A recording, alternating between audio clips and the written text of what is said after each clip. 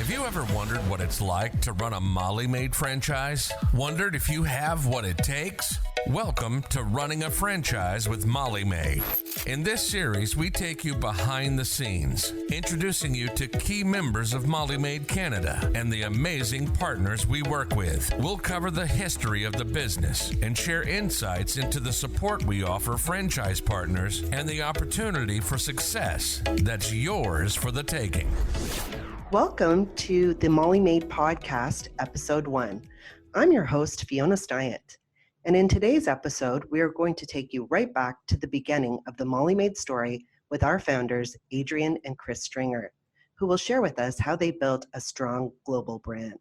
So bring out the bell-bottoms, tie-dye, and ponchos because this story begins in 1979 in Mississauga, Ontario, Canada. From the beginning, the Stringers believed that busy families and homeowners would rather spend their time focusing on the more important things in life rather than cleaning their home. So in 1979, Adrienne and Chris started the business with their very first clean under a company they called MOLLY MAID. As the business grew, the brand started to become instantly recognizable with the easily identifiable pink and blue corporate colors. In fact, even today, many people recognize MOLLY MAID by the distinctive colors of our vehicles that have become synonymous with a superior cleaning service. Since its beginning, MOLLY MAID has expanded not only across Canada, but also into the United States, the United Kingdom, Japan, and Portugal. This year alone, MOLLY MAID franchises will perform more than 2 million cleans, all from the humble beginnings in Mississauga, Ontario, Canada. I'm so excited to welcome the people that brought MOLLY MAID to its successful global brand, Adrienne and Chris Stringer. Welcome. Thank you. Thank you. So where did the idea of a cleaning company originate? Chris had always been in corporate life, and I had nursed, but was at home with the 2 little girls, and we were ready to venture into an independent business, so we were on the lookout for opportunities. In the mid-'70s, I saw a small article in Time magazine about an enterprising woman in Atlanta, Georgia, who had started a home cleaning business. She cleaned multiple homes in a day. I just knew that the Canadian market was ripe for a service such as this. Women were rapidly entering the workforce. Childcare businesses were opening up. The timing was perfect. We would have maids, customers, and, as Chris envisioned for the future, franchisees. How did you decide on the name? We felt that the word maid was important to state the nature of the business. At the time, there was a Broadway play and movie called The Unsinkable Molly Brown that captured audiences with Molly's indomitable spirit. And I kind of related to it as I started out on a new adventure in my life. And the colors. How did you decide on the colors and the trademark with the bonnet? Adrienne made it very clear that pink had to be incorporated. We didn't have the budget to hire an ad agency to design a logo, but a friend had recommended a graphic designer named Marnie, who worked for the large ad agency in Toronto who freelanced. We met and I explained that we wanted the logo on the side of the vehicles to bring an instant smile and nod of recognition for the new venture. It had to be cute and sassy. Well, Marnie returned 2 weeks later with a black and white rendition of the 19th century maid's hat on the traditional font. And of course, I found it neither cute nor sassy. And Marnie went on to explain that she also heard that we wanted to stress professionalism. And when Adrienne completely concurred, we turned our attention to the colors. We met with Marnie in a coffee shop where she held a pink package of coffee sweetener against a big navy blue tie that I had. They were wearing those things in those days, these white ties. And she said, "That's it, guys." From then, we went directly to a car dealership next door for the appropriate navy blue car. And we were on our way. So with the car, how did the idea for the iconic deckled MOLLY MAID vehicles come from? I had managed a national courier company for a few years whose primary marketing came from their decal cars. So it was a no-brainer for us that if the maids needed to travel between 4 homes in a day, they would be doing this in decaled cars, and this was going to be our marketing and advertising on the streets. In fact, for the first year, we would place the cars at main intersections in the community in the evenings and weekends to get further exposure. Yeah, so now really they've become a billboard on wheels. You got it. So how did you market and advertise for your first customers other than the billboard on wheels? For that area, we decided to begin the marketing process by placing an advertising card that was attached to a pink ribbon, and we put it on the door handles of homes in a dense community in Mississauga. We selected the community based on its appropriate demographics. I followed up with visits the following day to provide estimates. The front of the advertising card looked just like the cars with the pink logo on a navy blue background. And the inside of the card described the Molly Maid services. On the back was a photo of 3 maids in uniforms beside the only Molly Maid car. The maid models were my mother, my sister, and myself. And within a month, we secured enough customers to begin our first route. Wow, that's quite a success story. Mm-hmm. So can you tell us a little bit then about your first customer? First customer was a mature career woman who lived in the complex we marketed. She knew that this service would simplify her life. She continued to use Molly Maid for many years. In fact, in response to an invitation from Jim McKenzie, our president, she spoke at our very first franchise convention about her Molly Maid experience. How did that first day of operation go? On the first day that I operated, I had 2 customers scheduled. The maid that I hired called to say that she didn't want the job, so I called another applicant. She declined the job due to pressure from her husband. However, she did agree to help me for the week. We survived our first day after months of fear of the unknown, anticipation, and planning. I was understandably stressed, but my customers were very happy. So what other challenges did you face then in the first few weeks and months of your operation?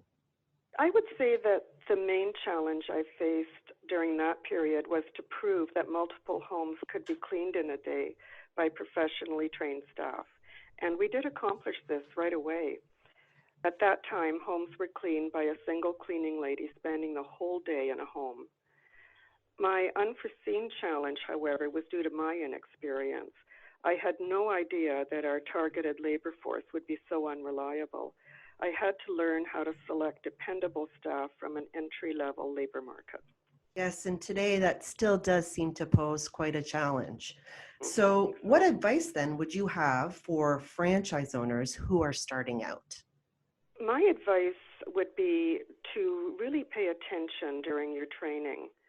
When you purchase your franchise, you will be benefiting from the experiences of many people that have come before you. Molly Maid is a tried and proven system. Seek help. Don't hesitate to call home office. Get to know your neighboring franchisees. They will help you as you will help others in the future. You're now a part of the Molly Maid family.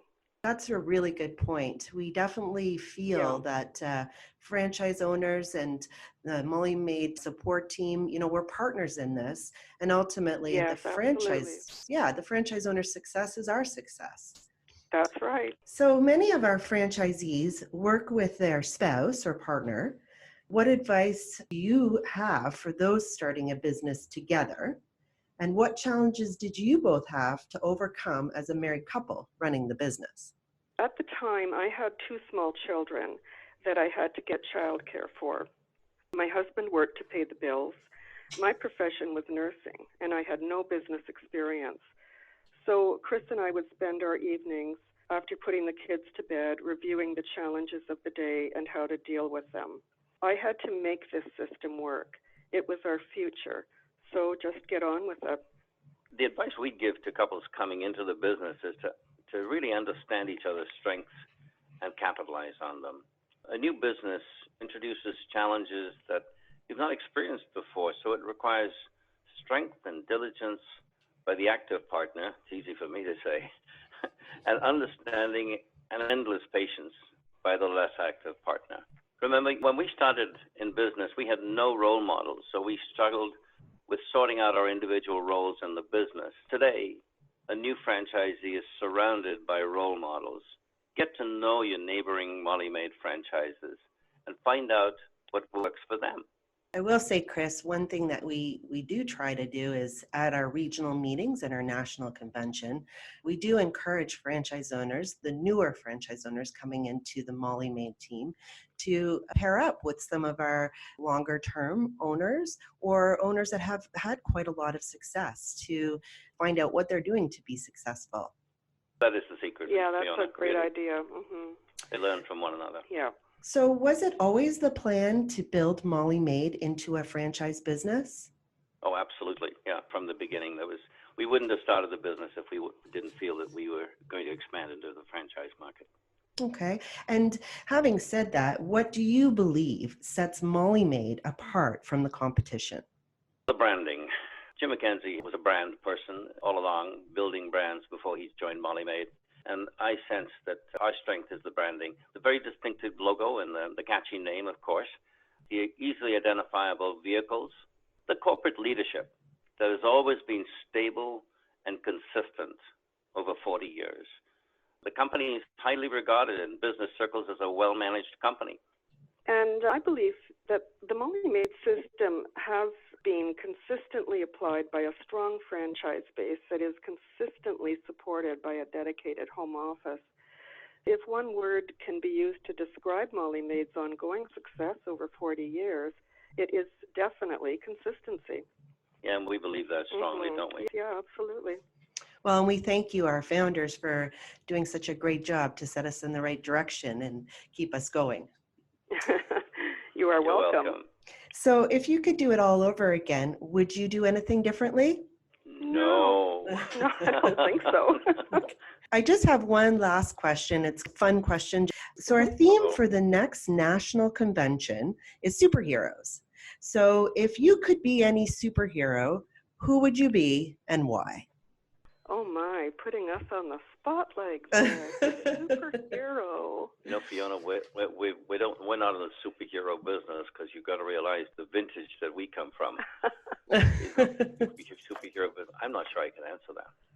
Okay. I wouldn't have a clue. Yeah, nor I. I don't know.